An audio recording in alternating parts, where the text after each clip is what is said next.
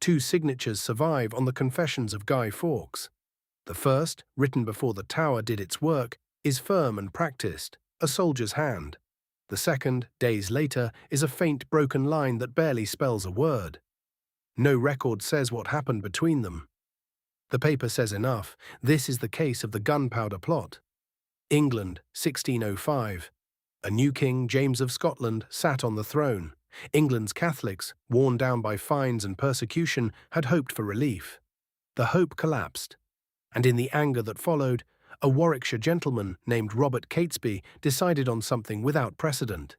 In May 1604, 5 men swore an oath of secrecy at a London inn. Destroy king, lords and commons in one instant, with gunpowder, at the state opening of Parliament. Among them was a tall Yorkshire soldier who had fought 10 years for Catholic Spain and learned explosives in Flanders.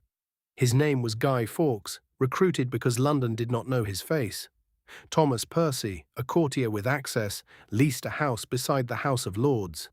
The Confessions describe a tunnel dug from that house toward the foundations. No trace of one has ever been found. Many modern historians doubt it existed. It was never needed. In March 1605, the undercroft directly beneath the Lord's chamber fell vacant, and Percy simply leased it. The plotters ferried in about 36 barrels of gunpowder by night and hid them under firewood.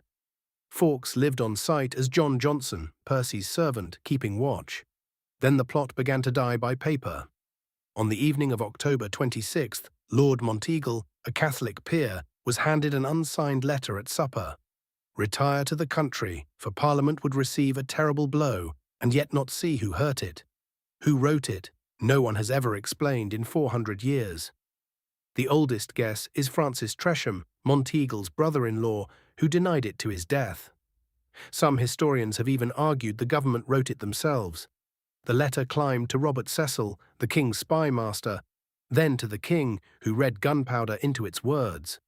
On the afternoon of November 4th, a first search saw only a great pile of firewood and a tall serving man, and withdrew. Around midnight, a second party under Sir Thomas Knyvet came back. The serving man was booted and cloaked for escape, holding a lantern, slow matches on him. Under the firewood, the barrels. In hours, the king and both houses would have sat in the chamber above. Fawkes gave his false name and stood defiant before the king. He is reported to have said a desperate disease required a desperate remedy. On November 6th, James signed a warrant in his own hand. The gentler tortures are first to be used upon him, and so by degrees proceeding to the worst. What was done in the Tower was never recorded. Within days he was naming names, and on his final confession the signature had collapsed into that faint, shattered scrawl. Catesby and Percy never reached a courtroom. They died in a shootout at Holbecher House, reportedly felled by a single musket ball. The 8 survivors were tried on January 27, 1606, in Westminster Hall, inside the very Parliament they had meant to destroy, the king watching from a concealed room. 7 pleaded not guilty, despite their confessions. Sir Everard Digby, arraigned separately, alone pleaded guilty. The trial took 1 day.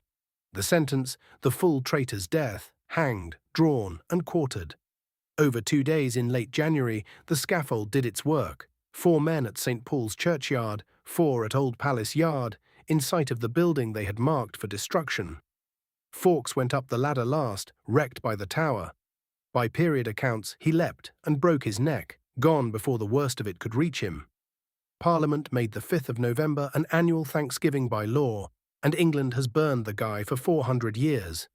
To this day, before every state opening, the yeomen of the guard still search the cellars of Westminster. This has been under oath,